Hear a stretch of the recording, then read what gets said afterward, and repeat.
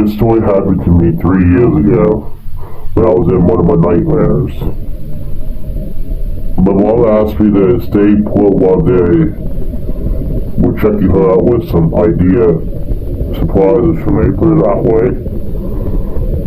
Well, she didn't come back in dream. So I asked, and so, when is she gonna come back? When is she gonna return? I didn't know anything about there being a kind of sudden change in the nightmare. So I thought maybe it was just a coincidence how she was just gone. Then I see Then I see Vanzilla, well, the 1.0 model of it, and Lynn was driving it. Of course, Lynn Jr. asked if I needed help. She was incredibly nice, like she was talking to this like adult male-like voice, but it was like a female voice that was like a motherly voice, sort of. I was like, yeah, I need help. What's up? She asked me if I needed any kind of assistance. Like, yeah, I want to know what happened to my mom. When the sky around me was starting to turn this lavender-ish indigo color, she said, hop in. We're going to find all of our family. At the time I had 2 friends of mine, Jay and Erica, with my mom, inside of a 3.0 tour bus-like van, Zilla, and at that time I wasn't sure what was going on, or something was happening entirely from the ground source. So I was thinking maybe it was something out of the ordinary, because sometimes nightmares have that subtle effect of having nothing to do. Well, then around that time, I wasn't sure what's going on. When we were driving, I was like, Len, I'm cold. She actually looked at me and be like, what, do you need some kind of comfort? I got a comforter waiting for you. Like, thank you. Does the heat work in this thing? Yeah. Lynn and Lisa made it to where it was going to work, but also work as a full device. And basically, she didn't want it to be one of those devices where it's going to malfunction easily. This was made for the family vehicle, so she had to think outside the box to get it all working and bleeding through with Mona in charge. It was like Team Teal was already there, and I was in the team of Lisa and Lana. And as she was driving, she asked if I wanted to listen to the radio. Like, yeah, am I allowed to listen to the radio myself? Like, yeah, you can turn to the station if you want. Well, the familiar stations I'm used to, like Froggy, WLSW, etc. Well, Pokemon-based stations that only play one song, Lavender Town thing. So, in this case, I wasn't sure what was going on in the dream. It was like, why was this dream even happening? And when did it even come from? Why did this feel like a nightmare that was not supposed to be in my dreamscape? Within about 15-25 minutes into the dream, towards the next hour, I seen the sky, and it was a sun. It wasn't the sun baby from Teletubby Lost episodes. It was a legitimate sun of the Game Boy Color startup. It was muted at first whenever my window was down. It stayed frozen. When I looked up at it, it would ring very, very loudly.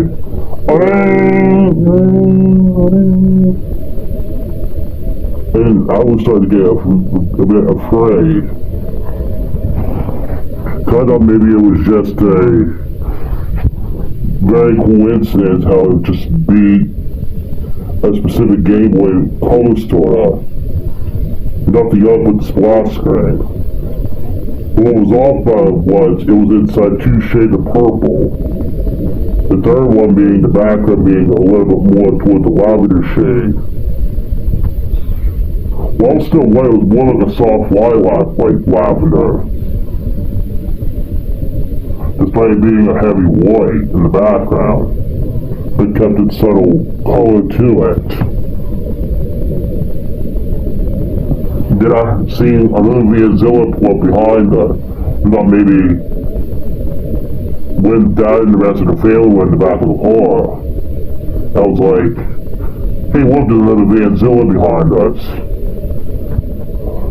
Well, Lynn was like, maybe it's Dad trying to look for us.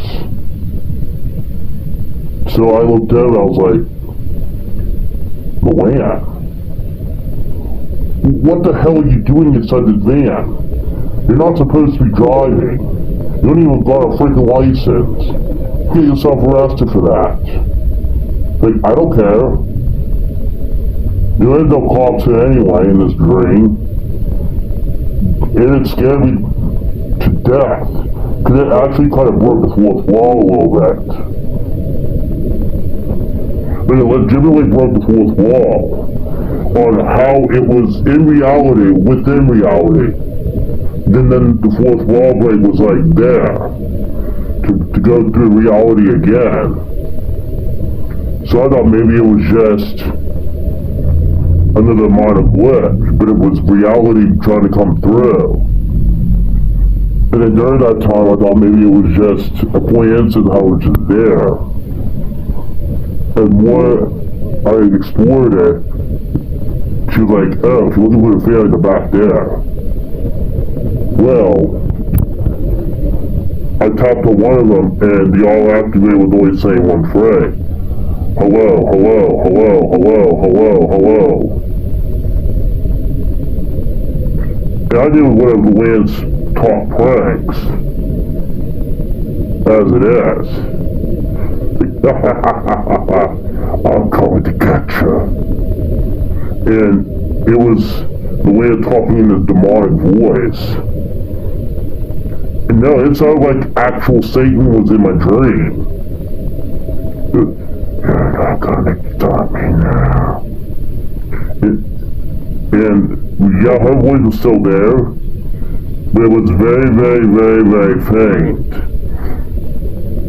You're gonna stop me. You're not gonna stop me now. It's just reality. And then audio from her radio was from another nightmare I had in the previous year, which I'll go into detail of it too. I jumped at this face. Previously, back when I was 17, was chasing after me. The audio from it was replaying. But with a dialogue train saying that they were coming for her, that they were on their way. And at that point I was like, Luann, punch it. Like, David, don't tell me to punch it. Like, you know what I mean? Step on this motherfucking gas pedal now. And I mean right fucking now. And Luann was actually on her way to actually take us down. She knew what I was talking about when she realized that punch it. That vid was almost as fast as Sonic, going at least 10,000 miles per hour. We actually floored and drove away. She was still following us. And brought steam and smoke. So I was like, really? Are you really going to do this to us? Come on, Luann, do your best that you can. We're coming for you! We're coming! I was like, Jesus Christ, we need to get out of here fucking now. I don't know where goddamn she got that van at, but goddamn it, this is getting more freaky and scary as we go. Well, at that time, Lynn looked over and she's like, she's on our tail. But luckily there was a lot of abuse pads from Mario Kart still sitting on the road. They activate still to this day very, very well. And we took them and we were gone. Hey, look, there's another Vanzilla in front of us. Let me go honk it down. Beep, beep, beep, beep, beep, beep. And it stopped like, Glenn? Who's your friend here? That's Sylvester McFarlane. He needed help to find his parents and his friends. Well, we were looking for you too.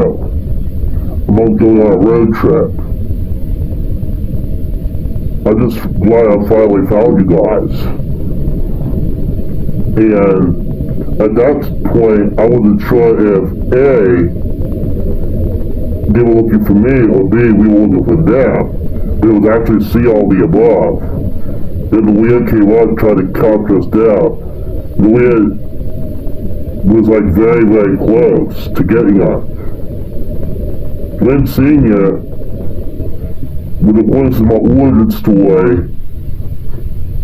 from where the whole Lucas Slough thing came into play. The Wild House universe was already locked and loaded, ready to go. He shouted on top of his voice, like I never heard him yell before. Glenn and I had to cover our ears, because he was actually screaming with anger. Glenn ran it loud! Why did you do that? Why? You're grounded forever for this! I never heard him scream in that agony voice. I never heard him scream in that full-blood anger. She was grounded for the next 2,500 months because of that result, which I think is equivalent inside the Loud House time zone, 16 years. And I think I'm amazed how it was just there. How this dream was like starting to end. Like, you okay, honey? I was like, yes I am, Mr. Loud. But I think I want to be adopted into the family so I can feel safety with Lloyd. I mean, for years I slept in the van, knowing that Milan was the cause of the whole prank. That was gone right but wrong in her face, like usual. And I never heard him scream on top of a loud voice at all. She was in for trouble right away.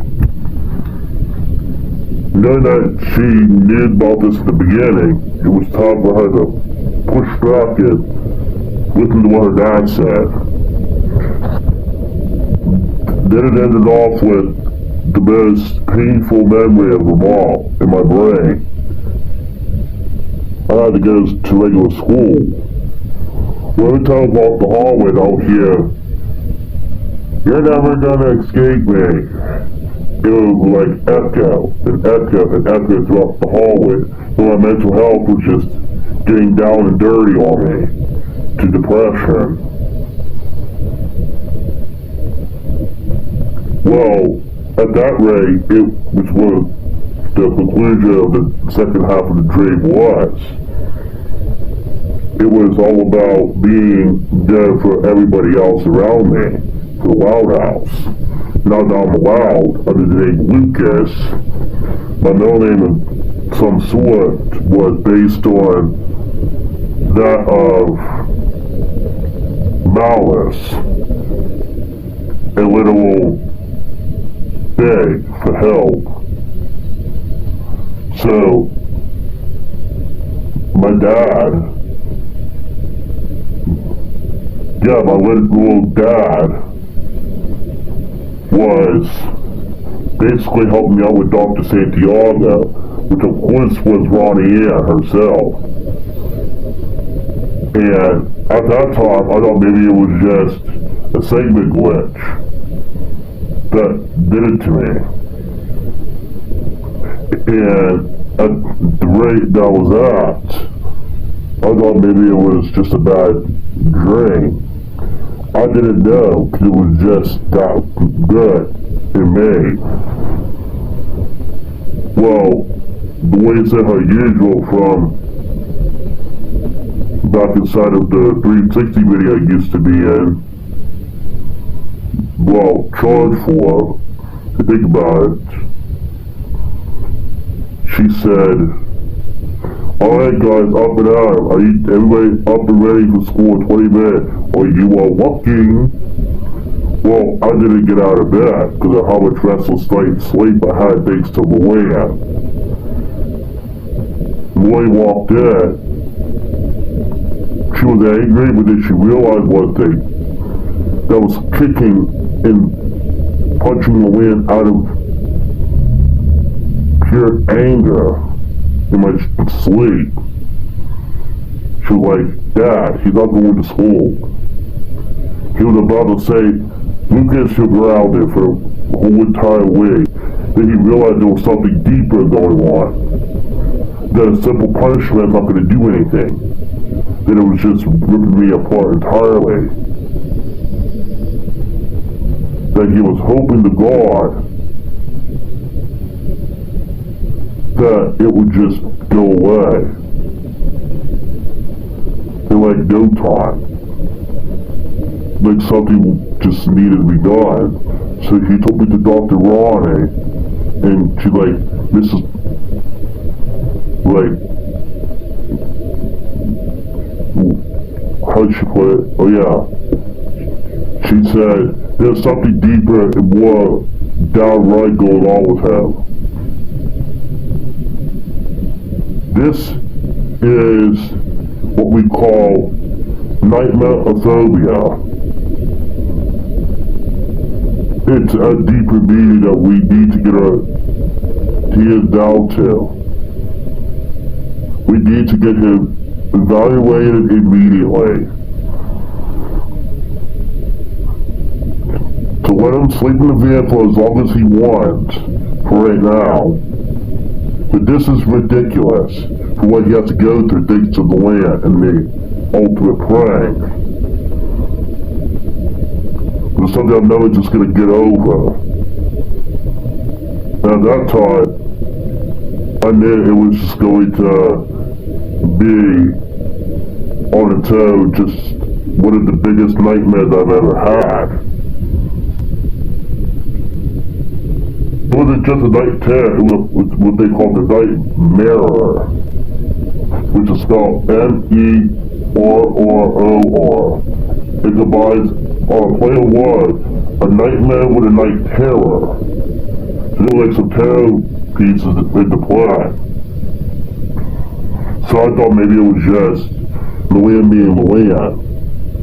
But yeah, it gave me the ultimate nightmare. That was still something from the nightmare inside the Wild House community itself. Boy looked over at me and thought maybe I was just playing. But no, I wasn't playing when I told her everything.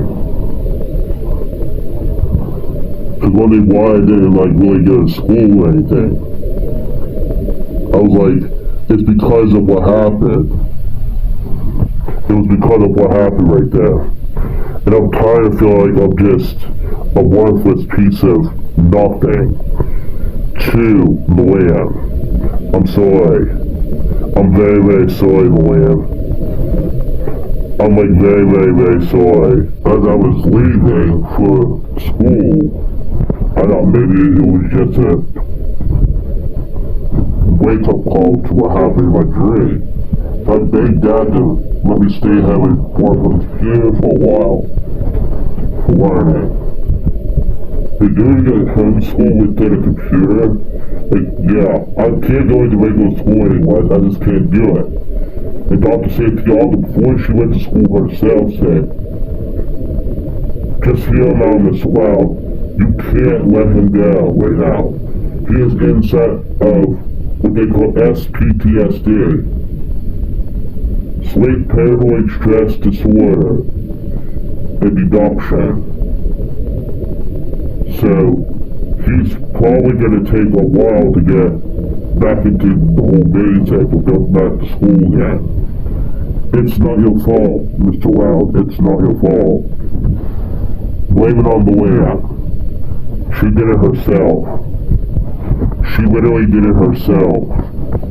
It's all her fault that she did this to him. How is it her fault at all? How is it her fault that she did this to him? She had no reason to do this to him. She had no reason to. I consider this unacceptable behavior. Straight from the ground source, literally. Roy hugged me tight throughout the whole entire time I was chasing the nightmare again. But I just fell asleep. Like, alright son, you're asleep for too long now. I can't help it, I'm just got tired. I said, Dad. My dad went and seen me. I was like, look, I can't do this right now. I've been having restless nights for years, thanks to the land. Finally, about 16 to 25 years later, when I moved out of the house, I was still there. She pumped me up all this time. But maybe it was just a very, very little piece of the story that helped me out. Boy looked at me like, you're not supposed to be that afraid in literal sense. I mean, I'm not angry. I'm just surprised that you just sat there. And let it unbother you all this time. I'm very, very, very proud of you. You didn't just jump up and run. That dream was very, very brutal. And I'm like super surprised that you just didn't go. Whatever she did is honestly ridiculous. I consider this more of a very, very bad time to stay on the bad side of things right now. I also consider this very, very ridiculous of what she did 25 years ago from today. Think of my age as 18 back then. Imagine my age now, of where we're at. Then I thought about it from that. If I was able to 13, period 1, she was 35 now.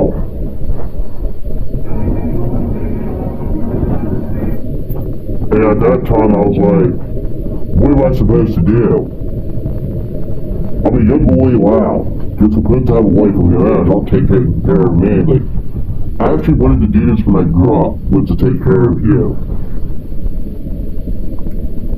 That was the honor I had, was to grow up to be an in-home mom. And you seem like you're the type of person that stays there. It gave like a punch to the gut. I think punches to the gut and bites the head, but I don't care. You're literally the last person that needed me the most. After all these years. Like literally, you were just there for me. I actually just decided to make this video all about you. And all you needed with me. you have to be there for me after all these years. But yes, I'm very, very glad that you just came to me boldly and told me what was going on. And I forgive you for that.